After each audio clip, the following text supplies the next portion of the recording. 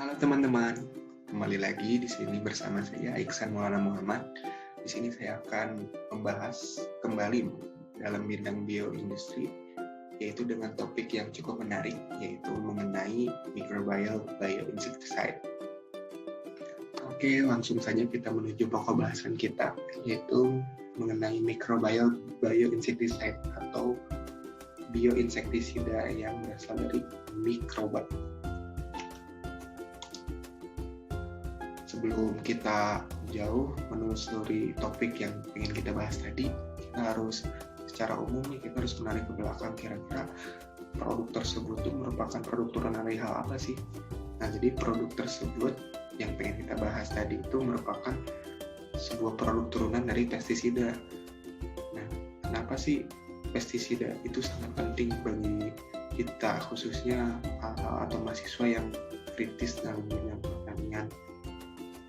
Nah, karena pestisida tersebut sesuai dengan namanya ya, pestisida itu merupakan pembasmi hama, atau bisa kita lihat dari namanya yaitu pes yang berarti hama dan diberi akhiran side yang berarti pembasmi. Yang menjadi unik di sini tuh pestisida ini tuh tidak hanya sekedar membasmi saja. Jadi pestisida itu bisa mengendalikan, menolak, atau yang tadi membasmi hama. Karena yang kita ketahui pula ya, dalam sebuah ekosistem rantai makanan pun ketika salah satu komponen itu hilang, yaitu bisa merusak ekosistem dalam rantai makanan tadi. Oleh karena itu, di sini memerlukanlah pengendalian hama tersebut dengan cara pestisida. Lanjut kita ke slide selanjutnya, yaitu macam biopestisida. Nah, di sini tuh bioinsektisida itu merupakan salah satu turunan dari pestisida yang bio. Nah, kita tuh bisa harus mengklasifikasikannya lagi nih, kan rata-rata pestisida tuh menggunakan bahan kimia. Nah, di situ kita tuh fokusnya kepada biopestisida karena bahan yang digunakan itu lebih ramah lingkungan, salah satu hal yang positif.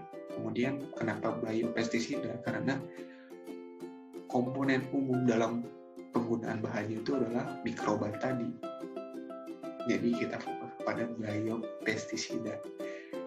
Yang pertama itu ada bioinsektisida. Nah, di sini tuh lebih ke pengklasifikasiannya ke dalam fungsi dari biopestisida tersebut. Kalau bioinsektisida itu sesuai dengan namanya ya, insek itu cenderung lebih ke pengendalian kepada hama, serangga. Kalau herbisida, pengendalian menuju hama-hama atau gulma, yaitu hama tanaman. Dan biofungisida merupakan pengendalian terhadap jamur-jamuran. Nah, fokus kita kembali pada di bioinsektisida, yaitu pengendalian hama serangga menggunakan bahan biologis. Seperti itu teman-teman. Lanjut. Nah, balik lagi nih ke hal yang tadi itu. Kira-kira mengapa sih harus bioinsektisida? Di sini tuh kita tuh bisa melihat juga ya keuntungan-keuntungan ketika kita menggunakan pestisida jenis ini dibandingkan bahan-bahan kimiawi. Tentunya yang pertama tuh jauh lebih ramah lingkungan, mungkin harganya lebih ekonomis karena mudah didapatkan pula melalui tahapan mekanisme yang sederhana. Hal-hal tadi itu menjadi sebuah tolak ukur yang bisa menimbulkan kita tuh harus memilih produk ini dibandingkan produk kimia. Nah, salah satu keuntungannya tuh menjaga kesehatan tanah dan mempertahankan hidupnya dengan meningkatkan bahan organik tanah. Otomatis kan karena bahan yang kita pakai itu adalah mikroba. Mikroba tuh bisa menyuburkan tanah, mikroba tuh bisa mempertahankan apalagi bisa meningkatkan bahan organik tanah tersebut dibandingkan dengan bahan kimia. Nah, langsung kita rujuk lagi, di sini adalah spesies tertentu yang digunakan aman baik sebagai musuh alami dan organisme non-target. Jadi yang maksudnya organisme non-target itu ketika kita ingin menargetkan serangga, tanah-tanah tadi itu kan sebagai organisme juga, namun tidak sebagai target utama kita. seperti mikroba dalam tanah itu ya otomatis itu bisa menggemburkan tanah. Kembali lagi sangat berkorelasi dengan poin nomor 1. Lanjut, biopestisida tidak terlalu beracun seperti pestisida kimia. Nah, ini menjadi poin dasar menurut saya, karena hampir 70% dari para pegawai untuk greenhouse yang menyemprotkan pestisida tersebut terpapar dari sifat toksisitas dari si pestisida itu, karena kebanyakan itu menggunakan bahan kimia. Lalu kita tuh nggak hanya sekedar orang yang mempunyai kontak langsung aja yang mempunyai dampak dari toksisitas dari pestisida itu. Yang pertama tuh dari dihilirnya ketika orang-orang konsumen yang mengkonsumsi sayuran atau buah-buahan yang sudah dilapisi oleh pestisida yang berbahan kimia, itu kecenderungan untuk keracunan itu lumayan tinggi, teman-teman. Ini mengapa bioinsektisida itu jauh lebih bermanfaat dan lebih bagus menurut saya. Kemudian pestisida mikroba mengandalkan senyawa biokimia potensial yang disintesis oleh mikroba, hanya dibutuhkan dalam jumlah terbatas, berbeda dengan bahan kimia. Untuk spesifiknya apa akan kita bahas di selanjutnya. Kemudian yang terakhir adalah mudah membusuk sehingga dapat mengurangi pencemaran. Ini kenapa salah satu untuk menjadi hal yang bisa kita andalkan dibanding pestisida kimia.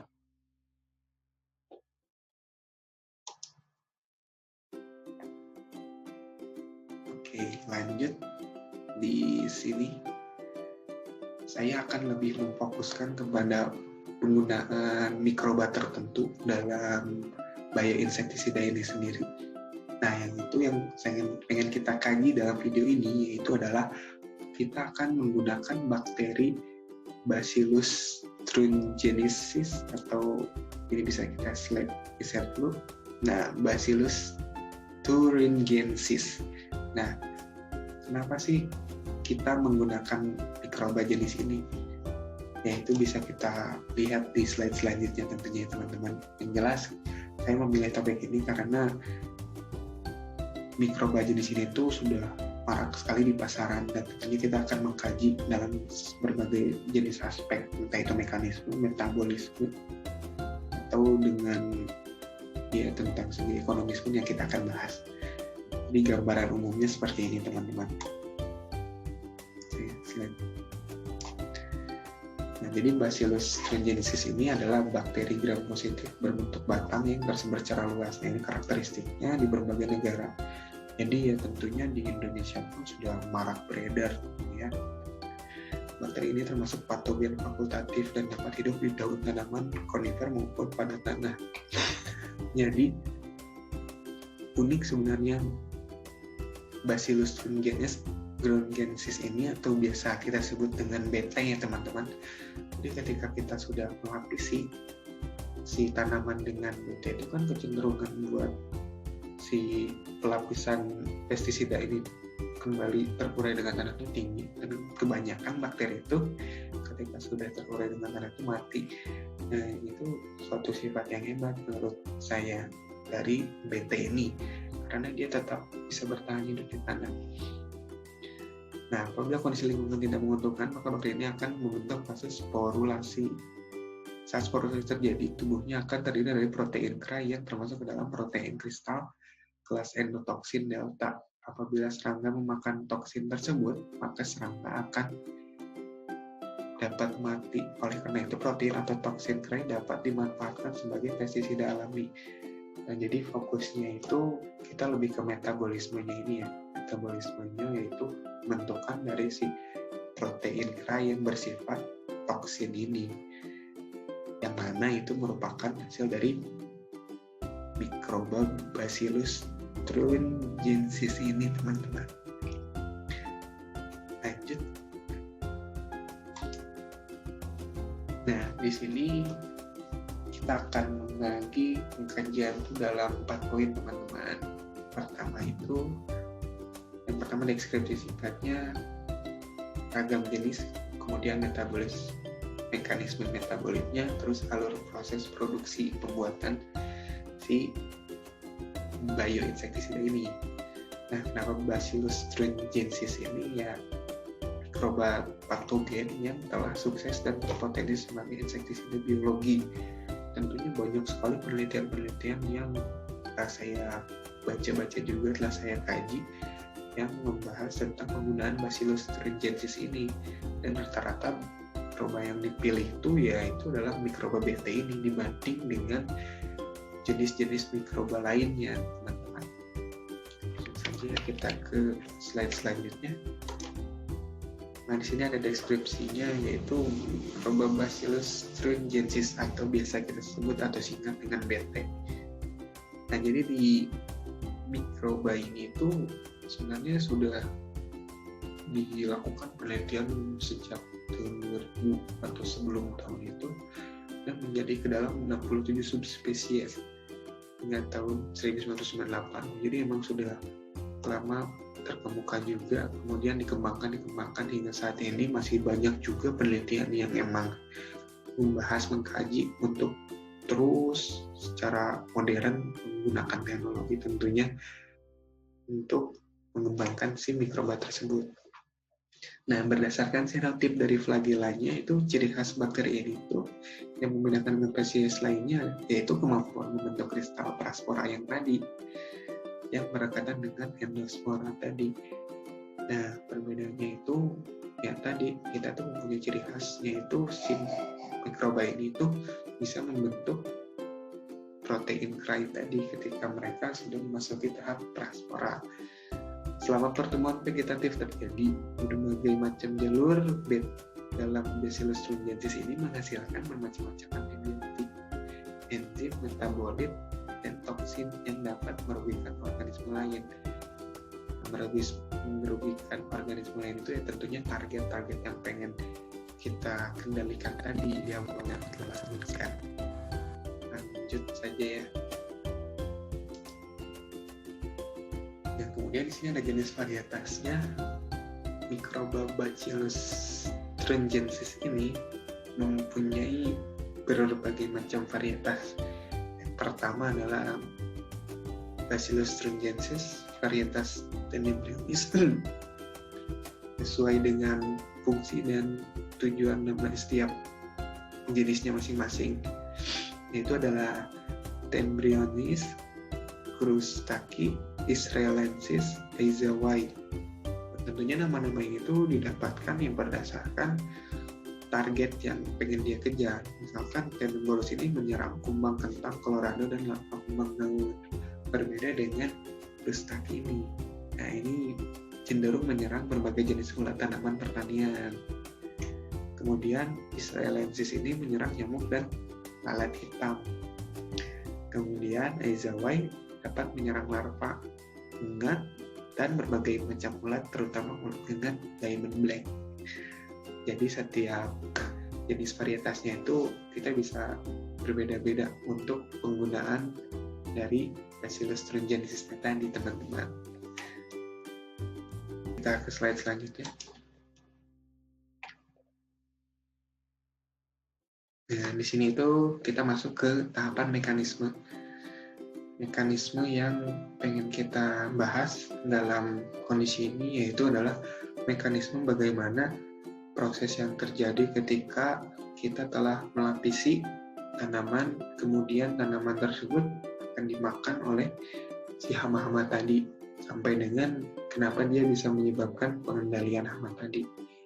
Nah, mekanisme yang terbentuknya itu adalah mekanisme dari toksinnya bakteri Bacillus thuringiensisnya tadi, yaitu terjadinya mekanisme intraseluler dari beta exotoksin sebagai substansi protein aktif yang bersifat racun. Nah, jadi dalam kondisi tertentu Bacillus thuringiensis ini akan menghambat sintesa asam ribonukleat, yang mana dengan cara menghentikan proses katalisa polimerisasi oleh DNA dependen, kemudian RNA polimerase. Nah, di sini itu bakteri atau mikroba yang tadi yang telah disintesis tuh mengandung protein keratin tadi yang ketika kita melapisi tanaman kemudian dimakan oleh ulat, contohnya ya animasinya, kemudian ulat tersebut bisa mati. Karena apa? Karena pada tahapan bentuk patogen, nanti akan kita bahas dalam slide selanjutnya, itu bisa menyebabkan efek toksinisitas tadi. Karena ini mekanisme intraseluler dari beta eksotoksin tadi yang dapat menyebabkan si tumbuhan ini mengandung protein keratin tadi yang ketika dimakan oleh hama itu bisa menyebabkan hama tersebut keracunan. Keracunan itu dengan cara seperti apa akan kita bahas dalam reaksi patogen. Nah, reaksi patogen atau patogenitas ini merupakan reaksi yang terjadi ketika si hama tadi itu memakan tumbuhan yang telah dilapisi oleh biopestisida itu. Nah, mekanismenya tuh di sini kita bisa lihat ya. Ini kristal protein yang termakan oleh misalkan ini ulat akan larut dalam lingkungan basah pada usus. Jadi dalam sistem pencernaannya ini si makanan yang tadi telah dimakan, daun yang mengandung bioinsektisida tadi akan terlarut. Nah, karena lingkungan basah ya dalam pencernaan serangga tersebut, protein tersebut akan teraktifkan oleh enzim pencerna protein serangga. Jadi si serangga ini punya enzim pencernanya sendiri ya. Protein yang teraktifkan akan menempel pada protein reseptor yang berada pada permukaan sel epitel usus. Jadi di epitel usus serangga ini itu memiliki aktivasi tadi itu akan menyebabkan terbentuknya pori atau lubang-lubang. Jadi ketika akhirnya serangga akan mengalami gangguan pencernaan karena tadi dia akan menyebabkan lubang-lubang hingga pada akhirnya dapat mati. Nah, ini metabolit atau mekanisme yang terjadi sampai dengan kenapa si Bacillus thuringiensis ini bisa menyebabkan pengendalian dari hama ulat nih khususnya. Kita lanjut ya. Oke, selanjutnya di sini adalah alur proses produksi. Bagaimana mekanisme cara mendapatkan sebuah mikroorganisme yang cocok menggunakan Bacillus thuringiensis tersebut. Nah, alur proses produksi untuk mendapatkan bioinsektisida ini itu yang pertama teman-teman harus melakukan beberapa tahap. Ada total 8 tahap yang harus teman-teman lakukan. Yang pertama itu adalah yang isolasi mikroba. Jadi kita harus mengisolasi mikroba. Di sini itu kita bisa mengidentifikasi beberapa macam kategori yang tentunya cocok untuk memperbanyak juga. Di sini itu sumber mikroba diberi perlakuan yang dapat merangsang pertumbuhan mikroba khusus yang diinginkan. Di sini itu banyak cara yang bisa membuat si mikroba tumbuh. Salah satunya itu dengan cara isolasi tadi. Yang tujuannya itu untuk mencari harga yang nilai ekonomisnya tadi itu dengan cara isolasi mikroba ini. Kemudian selanjutnya adalah seleksi mikroba.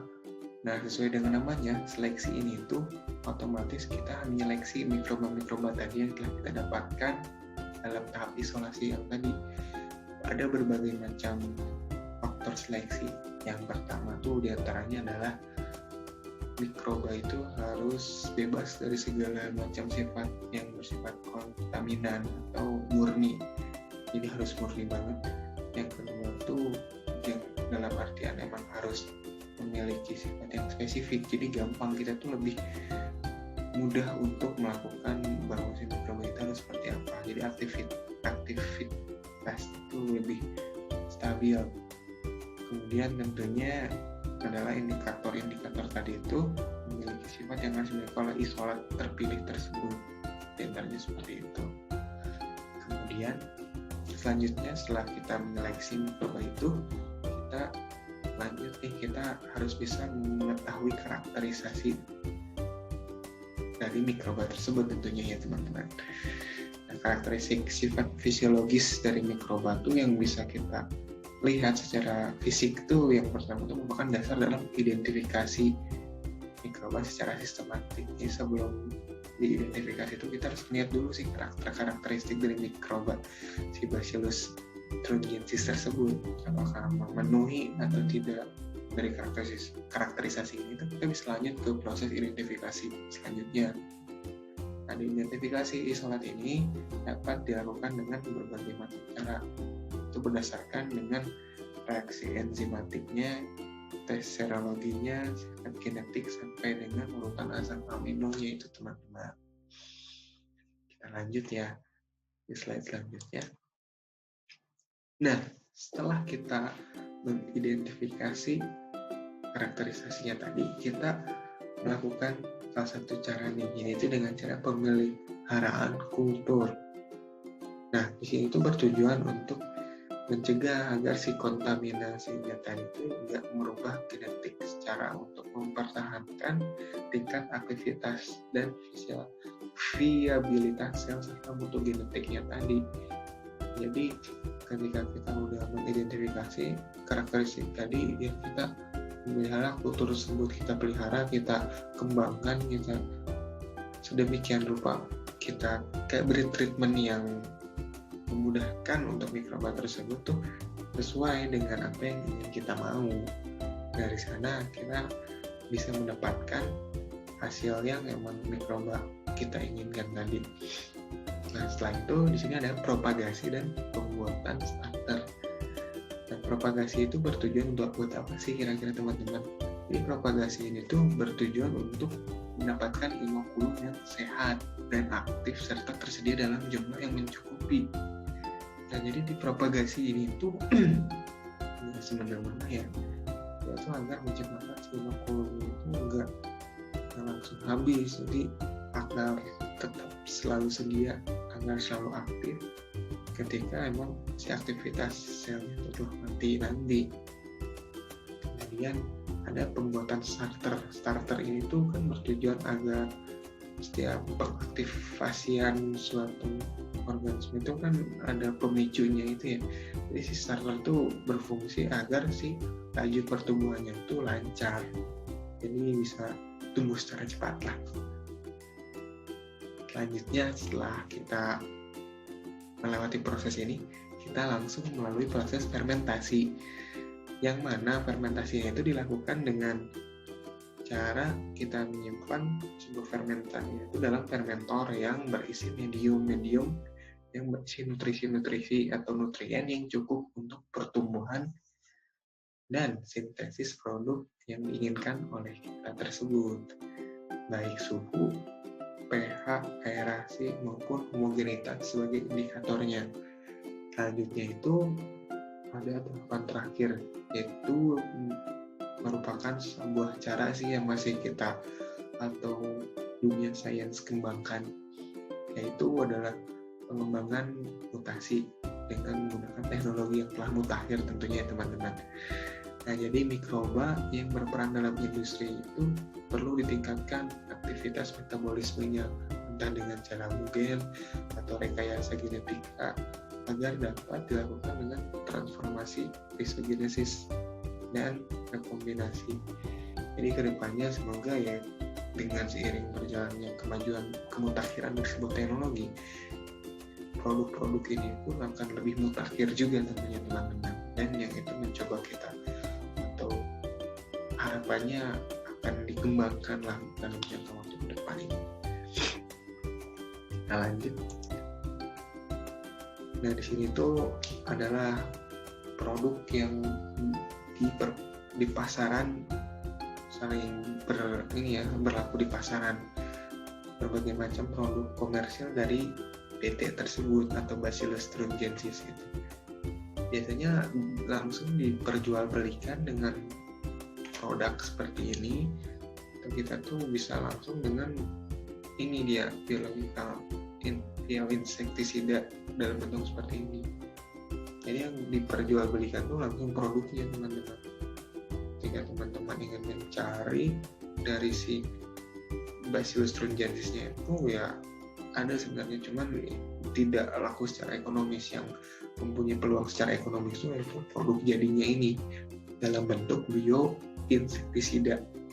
Jadi bioinsektisida ini tuh dapat dijadikan sebagai solusi pemecahan masalah dari sebuah penggunaan insektisida atau pestisida tadi secara kimia yang berdampak kurang baik bagi lingkungan, bagi kesehatan tubuh manusia, atau bagi ekosistem alam sekitarnya.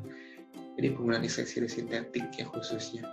Jadi peningkatan permintaan terhadap bahan organiknya itu tidak ditentukan oleh pendapatan konsumen, melainkan kesadaran akan pentingnya komoditas organik. Hal inilah yang menjadi keunggulan dari bioinsektisida, teman-teman.